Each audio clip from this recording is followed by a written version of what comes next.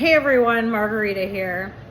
I'm going to film this episode today on gaslighting, triangulation, Munchausen by proxy, narcissistic abuse, and reactive abuse from the narcissistic abuse. Now, this all did begin around age 3 to 4 years old. I was always really smart from a very young age. I was able to comprehend things and learn to read around age 1.5. And I had really good memorization skills as well. So I was always ahead of my time, always extremely advanced. And I guess you could say that's kind of how I was so advanced once I figured out at age 10 I needed to leave my parents' house. And I started my babysitting service at age 11 and then started working in restaurants at age 14 and then bought my first home at 18 because I was already that advanced. And even dating people in my 20s or even like in my 30s, I was always way more advanced. So the people I'd have to talk to be on my level would be nearly 10 years older than me. In order for anyone to kind of be on my level of any type. Now I'm going to talk about that in its own video, like me dating people and stuff, because there's been an ongoing false narrative about the type of people I date or who I date or how my life actually goes. That's all been running in the background for decades as well. So I'm going to get to that in its own video. I'll probably do that one next so it makes more sense. Because my mother knows, she actually knows nothing about anybody that I've ever dated. And honestly, I don't even think she met my kid's dad until, I think my daughter was like 9 when they finally met. And there's reasons for that. Everything that's currently going on today, that's exactly why. So I'll get to that next. I'm going to do a couple of videos here real quick, all kind of back to back. Because they all kind of just, like I said, everything connects together. Everything ties in long term. It's one very long term, decades long situation with nothing but situations piggybacking off after one after another, just ongoing, and the fallout from each one continues on, and then the next disaster occurs before the fallout from the last one ever got situated. And it's been ongoing for decades, and it's still going on today to an extreme degree. That's why I'm under Chapter 13 bankruptcy. That's why I'm considered permanently disabled, why I'm very limited on being able to make my money going forward, and being able to rebuild in the manner in which I always had and the way I'd always rebuilt after each wipeout. This time I got completely wiped out from my injuries, and my mother's at the root of that, which are actually criminal actions. So, it's led to a giant mess. Everything is connected. So I will do these few videos all kind of back to back right now. I'm going to start at the very beginning around age 3 or 4 years old, when the gaslighting began at age 3 to 4. And this is when she began telling people that I'm known to lie, that I lie a lot. You can't believe anything that I say. That's still going on in the current, even though I'm 41 years old, and we had no contact from basically 2002 to current. There's been no relationship, no contact, very minimal contact, very short periods of time within there. And in one of those short periods of time was the first year of my dad's injury. Even then, we really did not have contact. I was showing up in the evenings, and when she was there during the day. We were still not there at the same time. The majority of the time I was there with him. I was there completely separate at a completely separate time frame nearly every night. So even then, still no contact. Even since that day I got banned almost a year ago, no contact. And that's the way it's always been since 2002. Nobody's realized that, and even prior to that, there's been no relationship between us. Basically, from the time I was about 8, 9 years old on, basically no relationship. There wasn't a bond in the first place. If you watch some of my other videos, there was never a bond with the baby in the first place. My dad took on that role. But from 8 or 9 years old on, there was no relationship whatsoever. So this really blows my mind as to how my mother was able to manipulate my dad all of these years, repeating delusions about me in front of me at the dinner table with him, telling him things about me that were not real. This started at a very young age, and it continued on for a little while. And then she would just do it when I would finish dinner first and leave. And I would be in my room and I could hear her doing this. And then I would hear her on the phone doing this with many family members, friends, and anybody she knows, until I moved out at age 18. So this always continued on. It never stopped. Everything she was saying was never real in the first place. She had farmed all this false narrative about who I was as a person and whatever was going on. Or if it was a true situation, she would either over-exaggerate it, or she would cause the situation to happen directly from behind the scenes. And I wouldn't even understand why, because I was so heavily gaslit my entire life that I grew up with it like that. And then at the same time, I'm being threatened and harassed to be made sure that I don't ever tell anybody. And if I do, they wouldn't believe me. So I cut ties right at 18 in 2002. There's been no contact all along. So my mother repeating delusions to my dad. Prior to that, even from that point forward, I don't understand how he didn't realize there was never a relationship. We never had contact. He should have realized that at some point, and he never did. All the way up until his injury, still did not realize that that's the reality of the situation. He was just so busy in his own little world working, trying to ignore her and put her in the back of his mind, that he never thought about the fact that our situation was never normal and my life had been completely separate for over 2 decades. It just never clicked for him that that was not normal, and that's really how it was. And if you think about it, she actually didn't have a cell phone until maybe 4 to 5 years ago. So where would you think we were having any conversations during any of this? There was legitimately no contact. So like I said, this started at about age 3 or 4 years old. And this is also around the time I confronted her about poisoning the food. And I remember confronting her. We were in a vehicle driving. She was driving. I was in the front seat. I had confronted her about it. And from that point forward, she had to make sure that nobody would ever believe anything that I would ever say. So right then and there, she began farming the delusions about me, making sure everybody believed I was a liar. I'm always known to lie. And it's really the exact opposite. I'm always known to tell the blatant truth. I'm the exact opposite of a liar, because I'm telling probably more than I should. In some cases it's not really a good thing, but at this point and where I am today, I do know how to control it to a certain degree. But I do have 5 brain injuries, and at the same time I did have to relearn how to talk, and I had to reteach myself, and it took years to relearn how to talk and string sentences together. So anything I say at this point, I've earned the right to speak my truth. I've earned the right to diarrhea mouth whoever the hell I want, because these people are lying sacks of shit who have destroyed my life. And I'm going to expose every single person. Stay along with me. Like, share, subscribe. All this is real, actual life events. This is my real, true life story. And I'm not going to stop until the entire truth is told. So, like I said, I'm just getting started, and I'm shortly over 100 videos, and I've got about another 50, 60 filmed that I have not released, and I still have at least 1,000 more to go. So, after I confronted about the poisoning of the food and these lies started with my preschool teachers, my kindergarten teacher, my first grade teacher. My second grade teacher really liked me, so it didn't work with that teacher. But she was doing this with family members at the same time in the background in case I tried to tell a family member, because again, I had no siblings, I had no grandparents, except at this time I had one grandparent living, but she had already made sure that everybody believed that grandparent was crazy. So even if I did tell her, she wouldn't have been able to help me, because my mother had already painted her as crazy and unbelievable. And looking back over it, I don't believe she was ever lying about some of the things she was talking about. It's just she lived a very different lifestyle, that's all. But my mother was able to paint her a different way, so even if I did tell that grandparent, she wouldn't have been able to help me. And then I was isolated from the rest of the family members, and the ones I did have contact with, she had full control over the false narrative about me.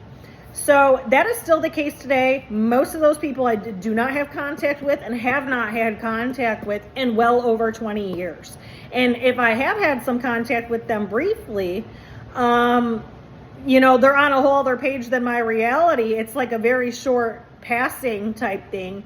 And they know nothing about me except for the delusions that's been farmed and they've been told all these decades. So they believe those delusions to be real when we do cross paths in, you know, in passing.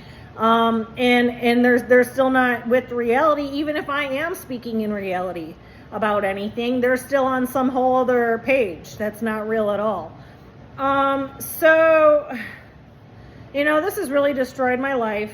There's many serious issues going on right now in the current and have been going on for many years now. And I can't get it under control because of the crimes and the large amount of crimes and the amount of people and agencies involved. There's no way to get it under control without getting the truth out there and her apprehended by the proper authorities and the other people, the major players in the game, apprehended as well. It's not going to stop until all of that occurs. There's no way for me to pick up the pieces of my life at this point until that happens. That's why I have to catch all this on film and release these videos. It's very important.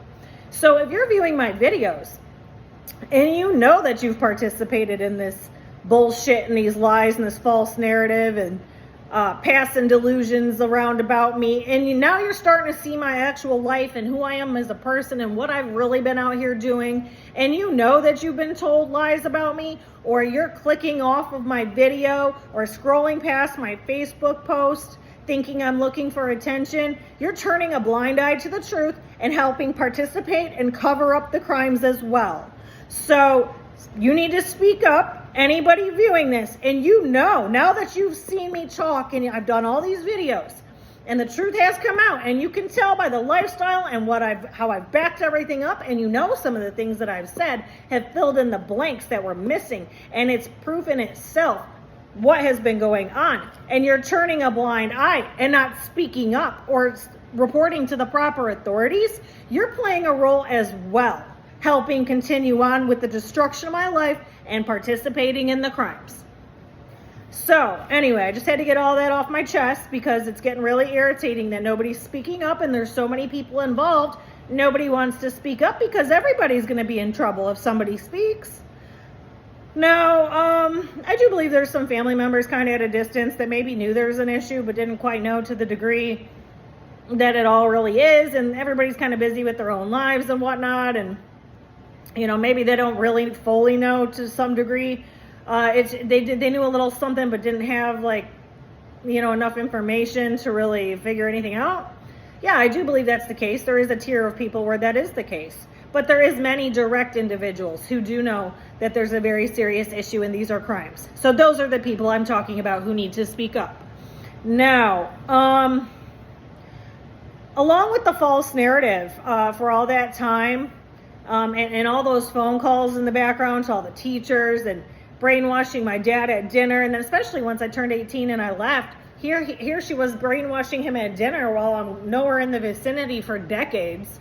And it's getting pounded into his head, and he believes, so, you know, over time, I mean, it didn't take long. It was already like that prior to me leaving. The delusions come out of his mouth because she's repeating it to him over and over again all this time. He's not even like thinking for himself that like I'm long gone and her and I have no contact. None of what she's saying is real. So that's kind of mind-boggling, and you know, we're never going to be able to verify or anything like that to, you know, today because of his injuries and where he's at today. But the second I began to threaten to tell on her, which I did begin to do at age 4 or 5, I did threaten to tell on her, which was probably a really big mistake because I had no idea who I was dealing with. I did not know I was dealing with the devil. I did not know I was dealing with the narcissist. I didn't even know what a narcissist was.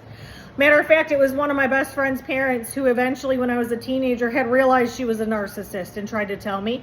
I had no clue what the hell a narcissist was. But she was 100% correct. There are some of my friends' parents who can verify all of this had gone on. Me growing up and everything. There's friends and there's parents of those friends who can verify all of this today. So this is not like none of this it's not provable. It is provable. Now, you know, she used to, once I began threatening her, she would, in these exact words, say, Jamie, nobody's ever going to believe you. Just like that. And her eyes would go all black. The brown would disappear. The narcissist would come out. The mask would fall off, but she would never do it in front of anybody else. She made sure nobody would ever see. And, you know, she just began threatening me. And the few times that I did do this, which I only did it for a couple of years because she would get so narcissistically abusive and gaslight me so heavily, my reaction was, because I knew it was wrong, was I'm going to tell on you. So that's when her reaction to that was saying those things to me, and then making sure whatever teacher I had, she would call in the background to tell all these lies and delusions about me, who I am as a person. So then when I'd go to school, I'd have a really hard time getting through the day because they would then operate on whatever she had said. And it would like make my life miserable. So then not only was I miserable at home, struggling to get through each day, but then I was miserable at school as well. And then after this went on for so many years, the students began to join in.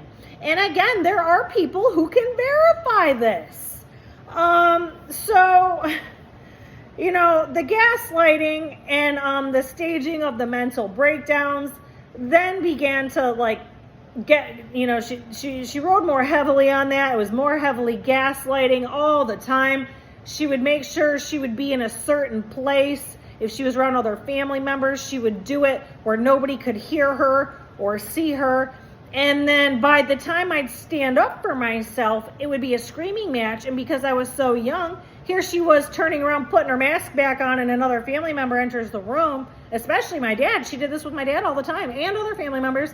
And here she would point the finger at me. See, she's having a mental breakdown. See, there's something wrong with her. See? No, I was standing up for myself. And when I was extremely quiet or refused to talk, it was because I was being so extremely narcissistically abused and threatened in the background with nobody seeing. And here I was, and I'm being threatened because I know the truth about her poisoning all this food and how she's lying to everyone about me, making up stories, and just telling everybody all this bullshit that was never real. So that just became such an extreme situation. The gaslighting was so heavily. I mean, this went on. I remember there was an extreme situation that happened when I was about 29. And it happened extremely heavily. And she got my dad to flip right on her side and believe her. And at that point, I had not remembered all of those things. Like I said, I had lost a bunch of memories that I didn't even know I lost. And it's probably because I was in such an extreme situation until I turned 18, went and got my own house, and went right into another very extreme other type of situation, and was not resting for a couple years, and was just, you know, I must have forgot and never realized until I had the brain injury giving birth to my youngest child 9 years ago. So I was, 32?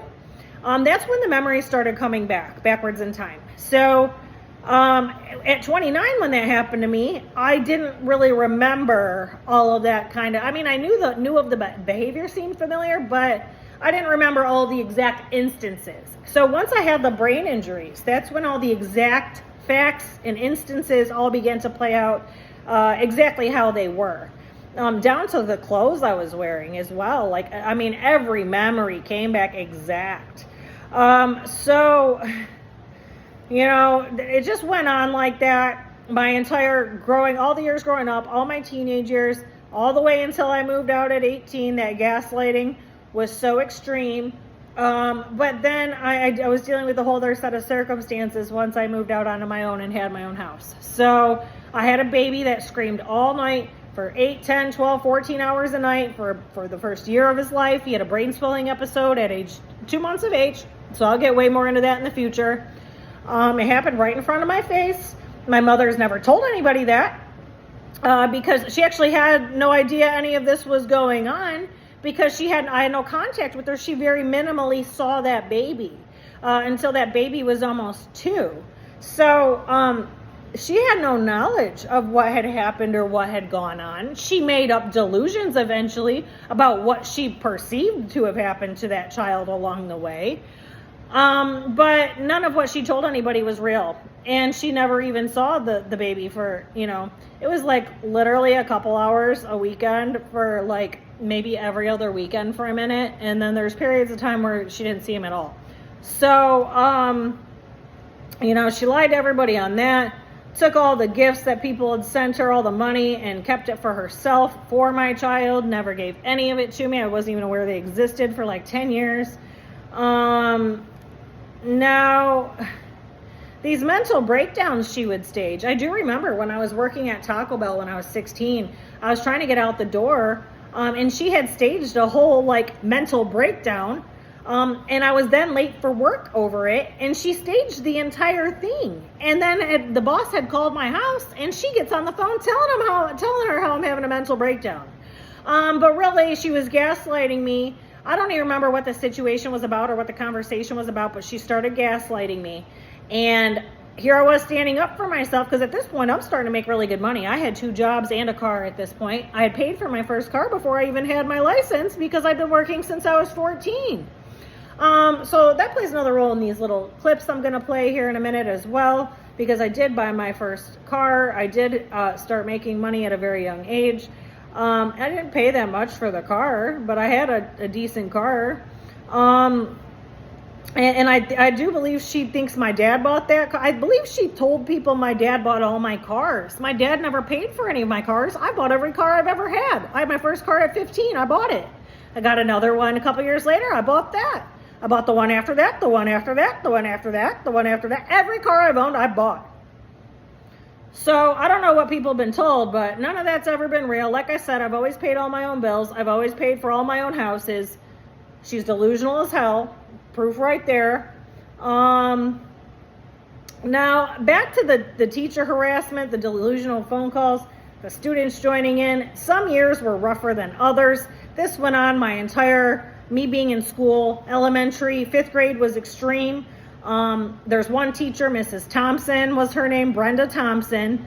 And I do remember thinking at that time, someday I'm going to expose the truth about who you are and what you did to me.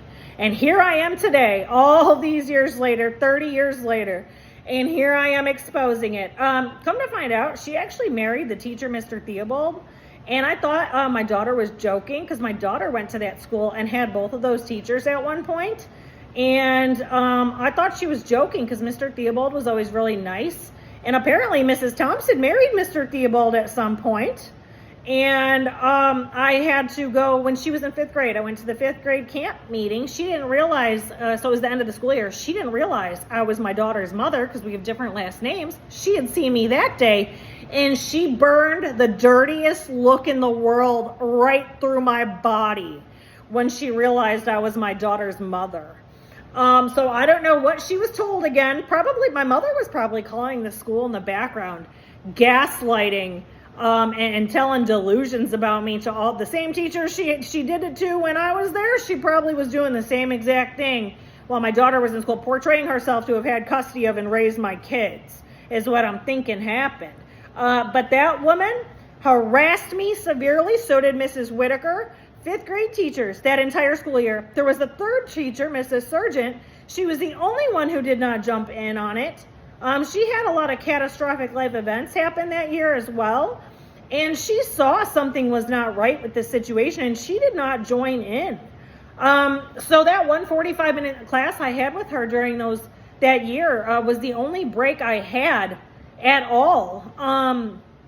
And I had about an hour before one of my parents would get home after school.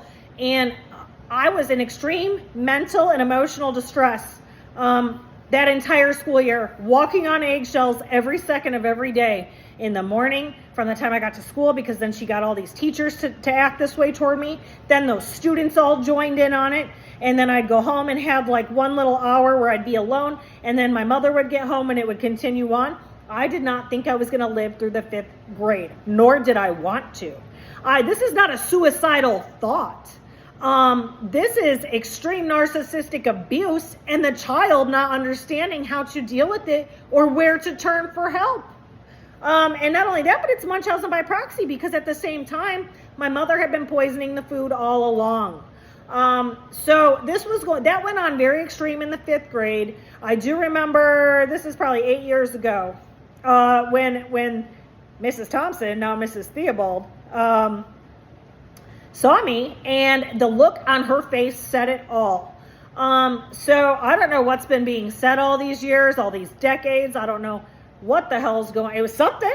The police need to interview her, honestly, because it's a part of the crimes and the extreme harassment and abuse. And I do know she was working. So my youngest was a baby when all that happened. So I would imagine she's probably findable. And there are students who can verify that did happen to me. Now, once I got to 6th grade, I had a whole new set of teachers, and none of them acted that way toward me. And I don't believe, because they were all men, and she was not able to manipulate the men as good as she was the women. And that year, it seemed to calm down a lot. That was not going on. And then I'd started my babysitting service, so I was spending more time away from home. So that happened. And then, as time amplified, once I got into middle school, so like 7th and 8th grade, the gossip and the stories and the poisoning of my grandma began to amplify. So the stories about me, the gossip about me, the flapping of the jaw on the phone, that all began to amplify. She began calling my friends' parents, anyone I was talking to at that time, like all of their parents. She would regularly call them and flap her jaw about who I was as a person, making up lies about me. I'm not even exactly sure what she was saying. But I do know that that's what she was doing. And, she began controlling who I could be friends with, who I could talk to. And slowly over the course of that, from that time to the time I turned 18, she took every single friend away. I was not allowed to talk to any of them anymore, except for one by the time I had turned 18 and bought my first home. So slowly over time, each one got taken away. Oh, that person's mom smokes cigarettes. You're not allowed to go over there. Oh, that person lives in, like a Section 8 apartment. You can't go over there. Oh, that person's mom does this, or oh, they drive a shitty car. Oh, they didn't make it in life. You can't hang out with them. That's what she was doing to me. So she's judging everybody on what they have, what their parents look like, what type of jobs their parents had, or where they were in life, not who they were as a person, or anything like that. But that went on heavily for about 6 years until I got my own home. Now, then, I know at some point my friends and some of their parents began realizing something was abnormal about my life, probably around a late age, like 10, 11, 12. Some of them started to notice, and then, depending on where I knew the friend from, more picked up on it. Some of them knew this well into adulthood as well. There is proof of this. The other thing is I've never had any privacy, like in my bedroom. She went through my bedroom every day of my life. I believe probably from the time I was a very small child. Probably forever, because I don't really remember a starting point, but she went through my room every single day. And then the proof was in the pudding, because in 2019, she had my dad drop these totes off over at my house, where all these things slowly went missing over the course of time. Even some things that went missing from my first 2 houses that I owned that she tricked my dad into giving her the keys to at some point. All of these missing items then showed up in these totes in 2019, right here in the table that used to be right here behind me, showed up right there. Every single thing that had gone missing, and I couldn't figure out where these items were. That's proof right there. I have pictures of some of them. I took pictures of it before I burned everything. I didn't even want the stuff in my home. So I burned most of it, took some pictures of some of it, and I brought it to Charmaine, because I had already hired Charmaine at this point. Oh no, so maybe it was 2020, because I had already hired Charmaine at that point, and I brought everything directly to her so she could document what was being dumped off over here and the extreme narcissistic abuse. And then I took some pictures, and then I burned it all. And also, I was not allowed to have privacy in the bathroom either.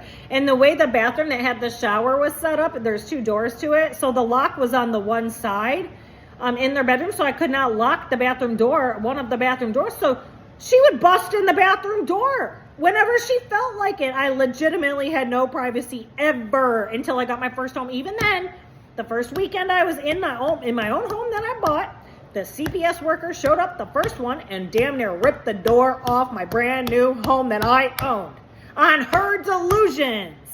So, never had privacy. You know, that she likes to make sure I don't feel safe in my own home. That is still the case today. I am not safe in my own home due to all the delusional phone calls to the city and the police department in my city and the ongoing crimes. The only time I had any type of peace was for the 1 year, the first year I was in Ohio, where I refused to give my address to anybody, and I was down there by myself with my youngest. Would not give my older kids the address, would not give the dad the address, would not give anybody my address. Didn't even have the home fully transferred in my name until over a year later. I did that intentionally so nobody would ever find me. And that is the only year of peace that I've ever had in my life. So there's still a current problem with all of that. It does need to be situated. These are crimes, extreme harassment, extreme abuse, narcissistic abuse, Munchausen by proxy. The poisoning of the food is still going on. It's just going on with my dad. And now I'm banned from him to even take it away and replace it how I was during the beginning of his injury. Now, she was a little busybody over here, making all these calls, going to events, you know, going to different circles of people at different events and like planting little seeds with each little group of people. That's exactly how she operates. Like P. Diddy. Like, you understand how P. Diddy got away with all those crimes for all those decades? That's exactly how she operates. And then she's able to control certain people. She operates in the same exact manner and is able to pull it all off for decades. And she operates on the 48 laws of power. I believe it's 50 laws of power, 48 laws of power. It's exactly how she operates. So does P. Diddy. So I'll talk about those that book or those laws in its own video, because they all operate like that as well. Now, when I started working in restaurants at 14, that's how I paid for my first car, and I didn't pay all that much for it. And then I got my license at 16, and when I turned 16, I got 2 jobs since I had a car, and then I could be gone. Now, in my sophomore year in high school, my mother called in a bomb threat and called the school police officer. She was like a school liaison officer. Her name was Officer Susan Meter, and she called her. And it was the very first day lockdowns were ever implemented and made. So this is the year after the Columbine shooting. And she claimed to have heard my friend that lived down the street. She came to my house that morning before school, and my mother dropped us off at school. She claimed to have heard us talking on the other side of the door in my room, that we were threatening to blow up the school. And what it was is we were actually talking about the Columbine incident the year prior and why they were implementing this new thing called a lockdown, because lockdowns did not exist prior to that. And so nothing we were talking about was malicious in any way. She twisted around whatever she thought she heard because she's so delusional. She called that lady at the school cop and told her all of this stuff, and I was pulled from class and then brought in and interrogated and had no clue what the hell was going on, why she's asking me all these questions. I seemed really confused. And she said, "You don't even know why you're down here?" And I said, "No." So then I went back to class even more confused, because she'd asked how I got there, who I rode with, who was in my room that morning. And then I even made a Facebook post about this. And the girl that was in the room, I have a picture, I have a screenshot of her response on Facebook from 5 years ago. I have it right here on my computer. And she even mentions how she remembers how my mother did that and how we were pulled aside and interrogated. And, you know, like she laughs about it now. I mean, the fucked up part is, it's not funny. I mean, if I had gone on to live a normal life, how I had set out to do, the way I'd set on cutting ties to go live a normal life. Now, if I had been able to pull that off, yeah, it'd probably be funny now. The problem is, she gained control over the false narrative after I cut ties and managed to keep it all going the entire time and grew it to where it is today. So it's not funny. But had I been able to do what I had set out to do, I thought I was cutting ties and going to go live a happy life by myself somewhere, build my own family, my own life. And I was never able to do that because here she was in the background ripping out the rug from under me, using agencies to harass me and chase me the entire time. So no, like, I wasn't able to laugh about it in that manner in which the way, like, the other girl can now, because it's still ongoing. It's never stopped, and the woman's never had to pay for her crimes, and here she is still getting away with doing all this shit, except for it's turned into other large agencies and other police departments doing this to me. So that's a serious issue. So then she began regularly calling the principal, who was Miss LaPointe at that time, and I believe she even states something about, at some point I have some type of proof where she's talking about, yeah, even the principal knows she's the problem. And she did the same thing with my dad's injury and stating to one of the police officers, yeah, even the doctors know she's known to lie. Okay, so that's her saying those things. And if the doctors and or the principal, no matter which situation you're talking about, believe that about me, it's because that's what she told them. Not because they know that I'm known to lie, because I'm not. Or not that they came to that conclusion on their own. She did that. She's the one saying that. So there's a very serious issue. This is still going on to this day. On the very first day that I went to high school at Woodhaven High School, so this is 10th grade because we went to a second middle school. So this was 10th grade. My math teacher, Mr. Caudill, took me into the hallway and screamed in my face. Like I do not know what my mother had called and told all of these teachers that year.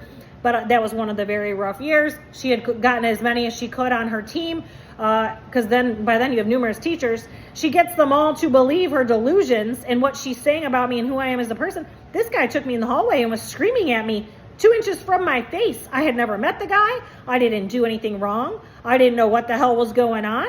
And he's screaming at me. And from that point forward, he graded my grades that entire school year as E's. And it was not based on my work. He made it up and based it on whatever he wanted to put down based on my mother's delusional phone calls and what he perceived, not my actual work. Because I was always really good at math, and those grades were, and there was numerous teachers that did this. They changed the grade and made them lower based on her calls about me, not on my actual work. So I don't know, like the grading system now, I think it's a little different now, but back then it was able to be manipulated. So that was a very serious issue that went on with numerous different teachers. There was one teacher, Mrs. Helinsky, she was the Spanish teacher. So second year in Spanish, so this was 10th grade. After the bomb threat situation, I went back to her class and I was crying, and she knew that there was a problem with my mother because my mother tried to get her on board with all this stuff. And she didn't, she chose not to participate. It was a red flag to her that something was wrong. And when I told her what happened, she's the only person who recognized there was an issue. And she was, I don't know what she did, what she could do. But it didn't take much longer after that. But then my mother was able to eventually get me kicked out of school. For the pill situation, which I'm going to play the recordings on that here in this video. And I believe I talked about it in a different video where she was able to get pills given to me by a psychiatrist that I knew I did not need, should not be taking. And she was going through my room, so I had a whole bunch with me. And then another student had taken some because I gave them to a friend weeks prior at my house. And then still didn't know that this was illegal because of my mother controlling the flow of information and how easily they were given to me when they never should have been given to me. They were given to me on her delusions. So, you know, that shortly after I was kicked out of school, but again, I already had my good job that I ended up keeping for 5 years. And that's how I got my first home. That's how I bought my first home at 18. So I stayed there till I was 21, I believe. 16 to 21, I worked there. So, yeah, that, like, all these things are really serious issues. I'm going to play the videos. Okay, so there's about 4 videos regarding this. Now, mind you, these videos are filmed in March of 2020, and this is my mother talking to my daughter in these videos as if this happened the week prior. And so my daughter must have been about 14-ish around that time. Yeah, so here, I'm going to play the videos so you can get a good understanding that this is a serious issue. The fact that she's talking about this stuff like it's the previous week to my daughter 20 years later? It was 2001, so yeah, like 20 years later, she's talking to my daughter as if it was the previous week. still stuck on this stuff. So I'm gonna clear up some of the lies in these videos, but here's the first one.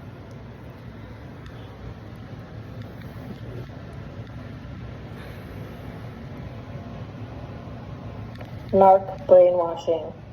This is filmed March 15th, 2020, part 1.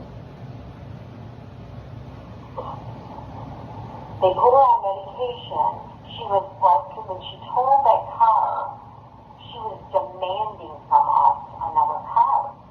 And I said, we were already going for company. I said, you're not getting another car. Just let it go. You do not deserve one. You're not getting one. Because she was driving all over the place. She thought she was real cool and always showing off with her friends. And then she told us it was gone. And then she was like, I need another car. When are you going to buy me a car? And she was a smart ass. Oh, she was a horrible child. And I said, you're not going to get one. You were already going for counseling.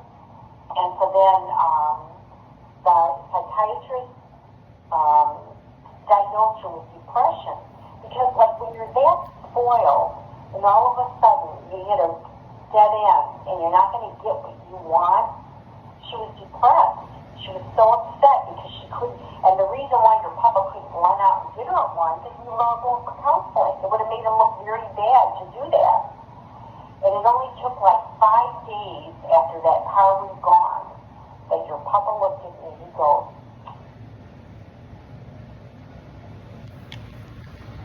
Okay, that's the first part. Mind you, I was not asking for anyone to buy me a car.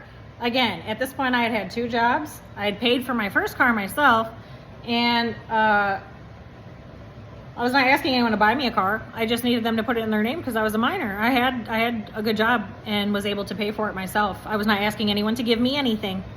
So that's another big delusion right there. Here's part 2.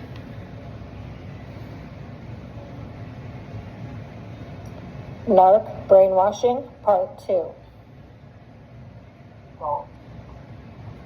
so, how about if I buy you a new car and you could change your car? And I looked at him like, no.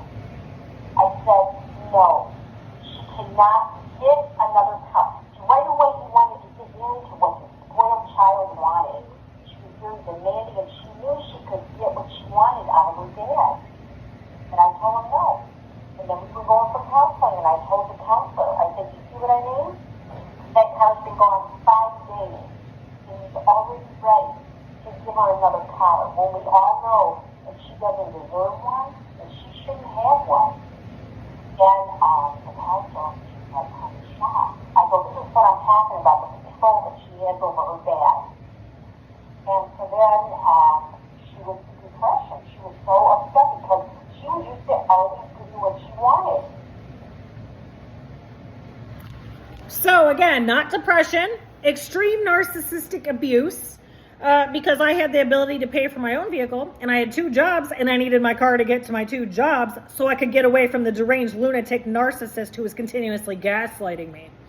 So no, at no time did I ask anyone to buy me anything. And she says right in the video, to give in what the spoiled child wanted. Mind you, this was filmed in 2020. Okay, in 2020, I was, 36 years old? No contact with this woman for over 18 years at that point. So telling my daughter these things, and then not realizing that's not depression. There's a problem with the deranged mother. If you can't tell by the way she's talking, she's not neurotypical. There's a serious issue. There's extreme abuse going on here. And no one in this counselor, obviously she couldn't see it. If she could see it, she wouldn't have been handing me pills for depression, because that's not what that was. I was extremely narcissistically abused and being threatened to make sure I didn't tell anybody what she was really up to. So, part 3.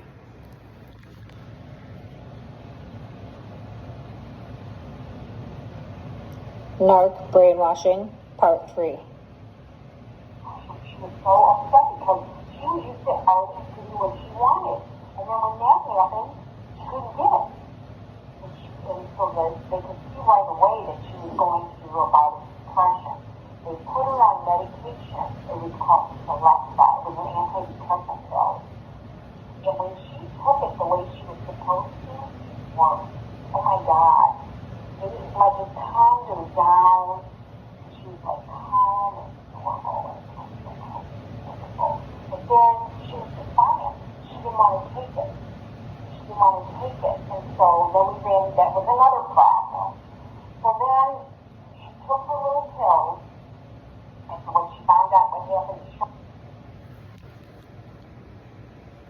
Now, mind you, I only took those pills like 2 or 3 different times. So the fact that she's sitting here saying, oh, she took them and they worked like they were supposed to. She didn't even know I never even took them. I took them like 2 days, 3 days maybe. And knew that I wasn't supposed to be on them. So here's the rest of this.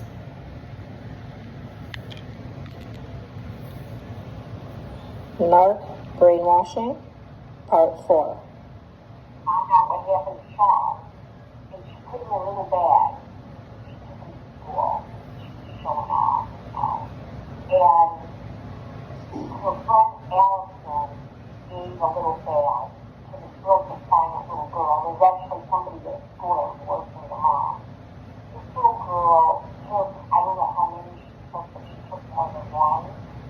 And she got really sick at school.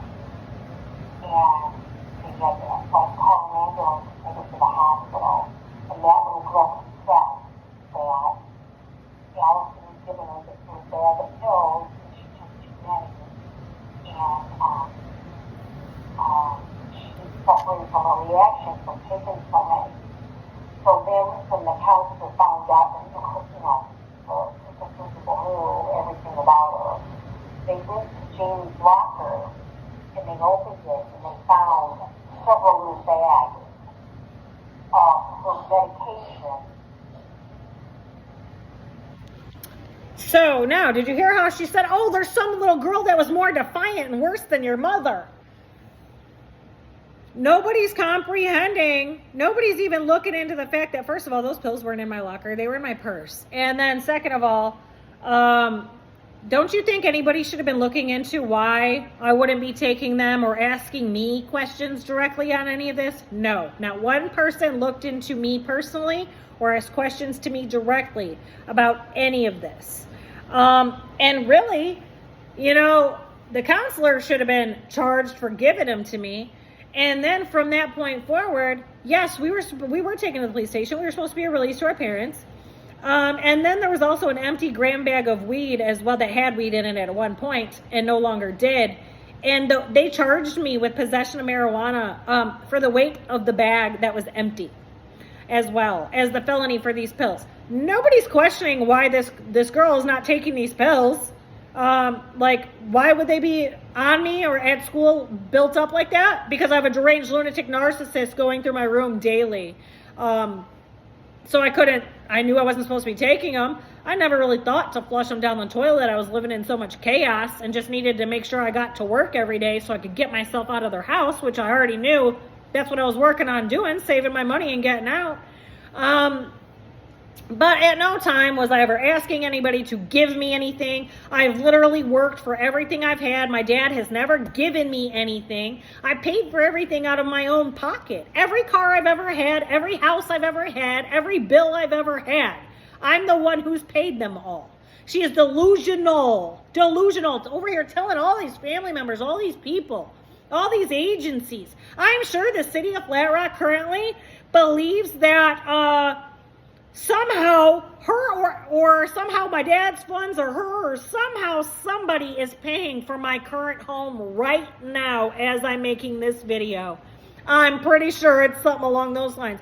And I'm going to do another video on that. Every single person at the city of Flat Rock, the police department, within the city itself, they all believe I have a mental disorder. And you can tell when I'm reporting the third gas spill on that video of the phone call to this city that you can tell this guy just thinks I have a mental disorder. Not an extreme severe condition that was left untreated at the hands of a deranged lunatic narcissist who controlled the medical system as an employee when our injury became extreme. And so I will get to the bottom of that. But every person there believe something false about me and or my home or my situation. That's why that cop keeps telling me he's waiting to come back and falsely arrest me at my house repeatedly. Still waiting to do so today. So whatever she's telling them, she still has them believing that I'm this mental disordered idiot and all these people pay my bills. Not one person has ever paid my bills for me my entire life. I've been on my own since I was 18 years old. I've now owned 4 homes. I've paid for everything myself and $165,000 out of pocket for treatment to stay alive. And if I had not done that for my son and I, both of us would have been gone in 2019. And that's due to the hands of this Munchausen by proxy, deranged, lunatic, narcissistic freak who needs to be behind bars. Because there's way more to all of this. She needs me behind bars. She needs me deemed mentally incompetent on paper or deceased. And I will get to that. I'm getting there. I got to tell all these other parts, and then I'll blow it out the water and get to that part. But I will be back with another one because that's pretty much the end of where all that happened, because then it turned into me getting those charges and a warrant put out and me getting picked up 6 months later and then having to do all this stuff for court. It all went on behind my dad's back, and then I didn't figure this out until around the time these videos were filmed 5 years ago. So from there, right after that, I bought my own home, and then it turned into large agencies and police and different court systems and agencies chasing me and harassing me from that point to today. So I will be back with another one. I just wanted to catch a bulk load of what was going on from the time I was a small child, how it led to where we are today. So the cutoff point right here is about where I'm 17, 18-ish, about to buy my first home. So I'll be back with another one. Thanks. Bye.